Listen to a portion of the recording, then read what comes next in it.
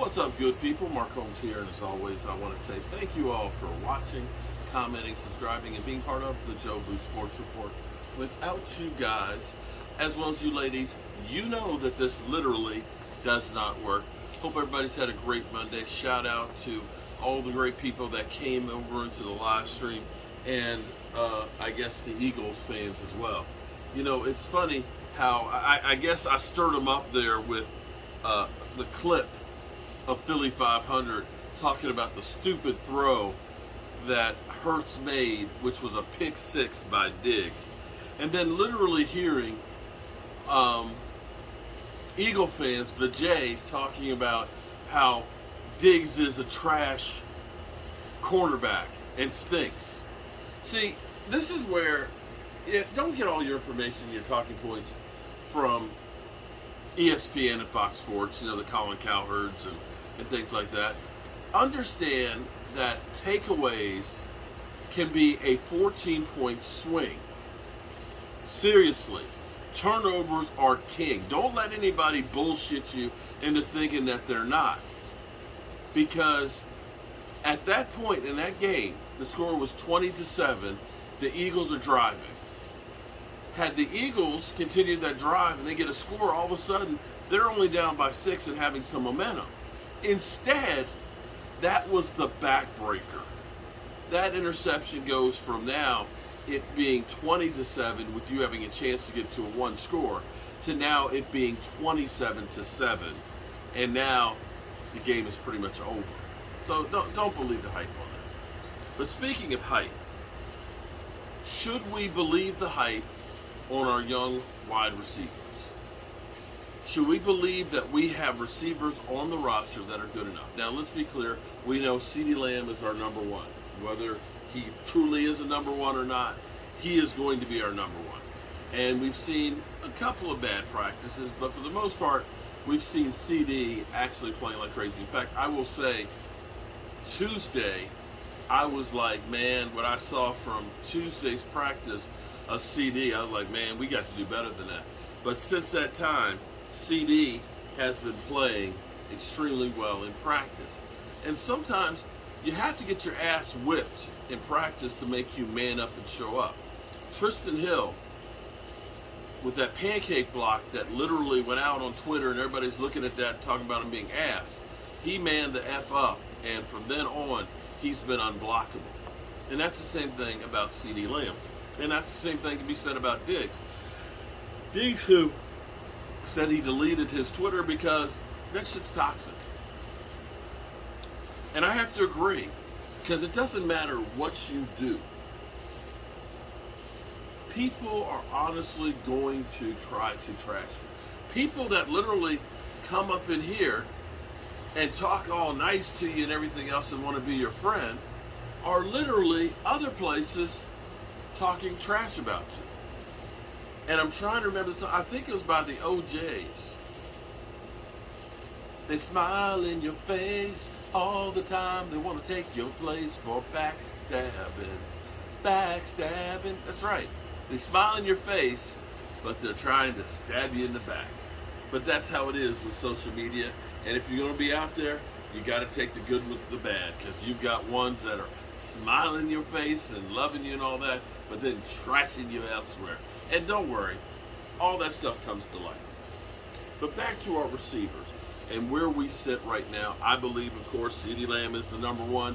That's, you know, thank you, Captain Obvious. But right now, I believe that Jalen Tolbert is our number two wide receiver. And Jalen Tolbert, he's tall. He's got good hands. He's got, that length in his body. He can elevate.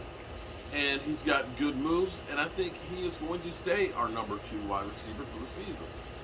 The question now is, who has separated themselves from the T.J. Bashers, the Semi Fiocos, and of course, the Houston?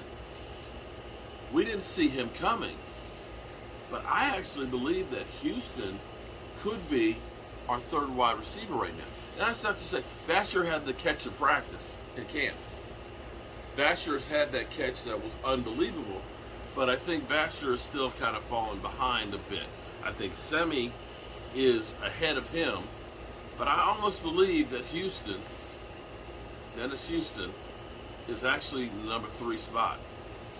We'll see where it all goes from there, but that's how I'm looking at the hierarchy right now of wide receivers. Now the question is, are these guys good enough to compete and be our guys? Well, wide receivers typically is one of those positions that you need time to get up to speed and be well with.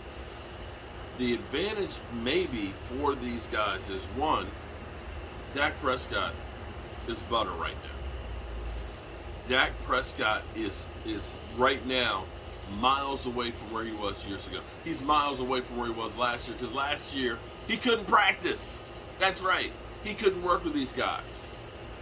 But they're getting some things together and getting connections that are really, really good, that I'm beginning to believe in. And at this point, I'm not sure that bringing in another guy to take away snaps from these young guys is going to be the best thing.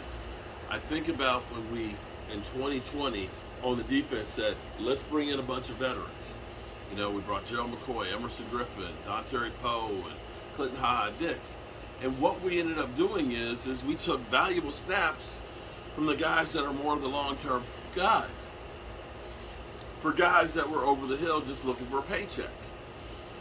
So I think I'm good with the receiving core that we have right now. We'll find out when the season starts, but right now I think it looks pretty good. Tomorrow, look for something a little bit different than what we normally do here on the Joe Boo Sports Report. And I need to go to bed early because I gotta be up at like 5:30 so I can take care of this. But definitely, Joe Boo Sports Report is going to bring you different content than any other Cowboys content creator. I'm Mark Holmes, and well, I appreciate each and every one of you, and you know how we roll. Make sure you tell the ones you love them. You might not get the chance again, and I love you guys. And God willing, I'll see you in the morning.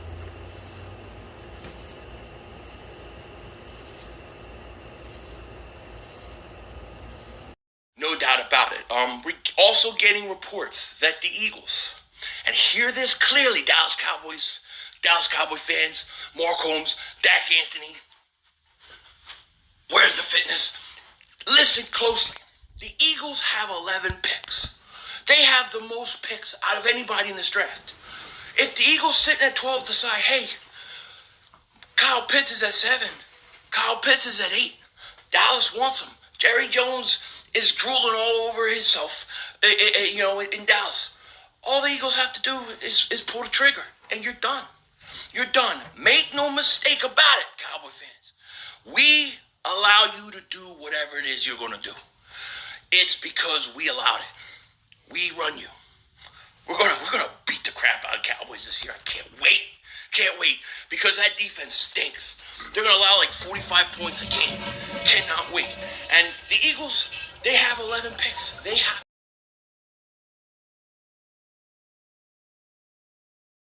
You want answers? I think I'm entitled. You want answers? I want the truth. You can't Hurts handle the to truth. pass, throws, pick. Horrible pass. Oh my God.